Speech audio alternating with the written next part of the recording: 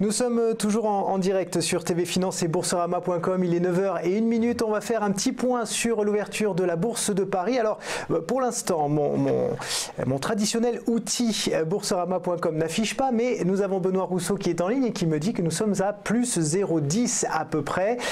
Bonjour Benoît. Bonjour à vous. Vous êtes trader pour compte propre et fondateur du blog andlil.com. On va faire un petit point avec vous. Ça a été quand même une très très dure journée hier, moins 1,10% quand même, c'est dur. Ah oui, ça a été vraiment une journée extrêmement dure. Les valeurs du CAC 40 ont été piétinées. C'est un petit peu ce que l'on peut dire. Tout était dans le rouge, à part une qui s'en sortait un tout petit peu. Les marchés européens ont été piétinés, le DAX aussi. Donc ça, c'est dû essentiellement à la tension avec l'Italie. Et ce qui est intéressant de remarquer, c'est que les indices américains, eux, réagissent de manière totalement différente. On a eu un début d'ouverture de marché américain dans le rouge. On s'est mis à baisser énormément, et à partir de 19h30 heure française, on s'est mis à rebondir sur les marchés américains.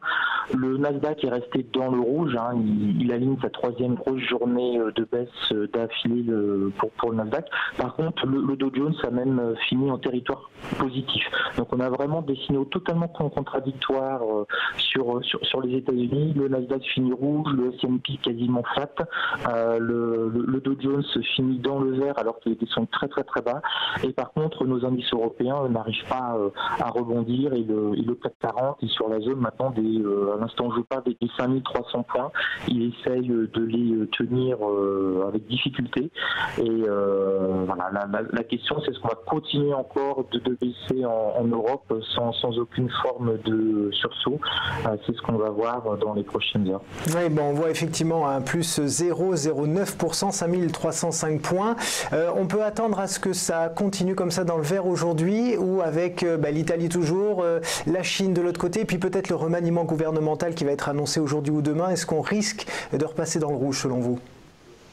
Alors là, je pense qu'on va essayer de faire une tentative de rebond, parce qu'on a quand même pas mal baissé. Les 5003, ça peut être une zone justement de rebond sur le CAC 40.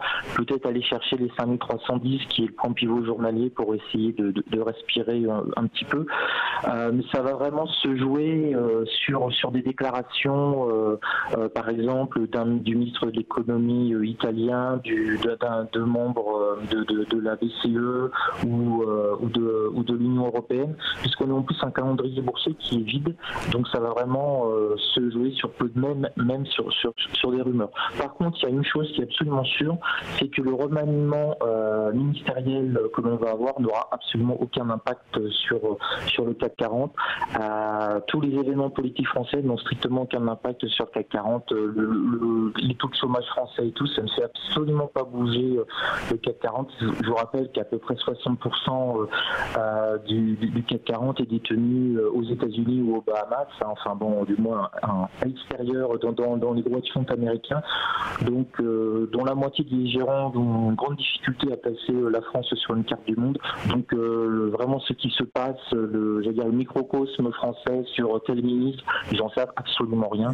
Par contre, ce qui est important pour le CAC 40 aujourd'hui, ça va être les résultats après bourse de LVMH, puisque le secteur du luxe a pas mal baissé, et là sur crainte d'un ralentissement de la Chine, et donc si les Chinois consomment moins, le secteur du luxe, c'est vraiment l'Asie est vraiment le secteur porteur pour toute l'industrie du luxe.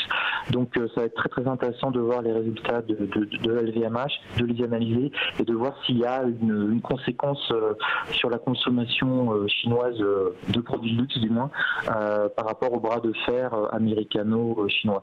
Mais on est vraiment dans une sale situation en ce moment, parce qu'on a une succession de tensions, de mauvaises nouvelles. La Chine, le 10 ans américain qui est au plus haut depuis 10 ans justement, l'Italie. Donc on a vraiment des nuages noirs qui s'accumulent de plus en plus. Le FMI a revu légèrement à la baisse ses taux de prévision pour cette année et l'année prochaine, du fait des tensions commerciales.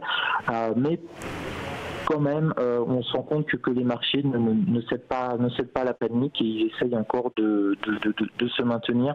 Donc on est vraiment dans une zone de transition. On ne sait pas si on va finir à moins 10% à la fin de l'année ou si là on va encore peut-être un peu baisser, se stabiliser, puis on va enchaîner sur un rallye du mois de décembre. Tout le monde se pose vraiment cette question et on le voit sur le Nasdaq, on a eu sûrement des belles prises de bénéfices depuis quelques jours, et sur le Dow Jones il est reparti nord lui, donc des signaux très très très contradictoires. Je pense qu'il faut, c'est surtout beaucoup de prudence avant tout.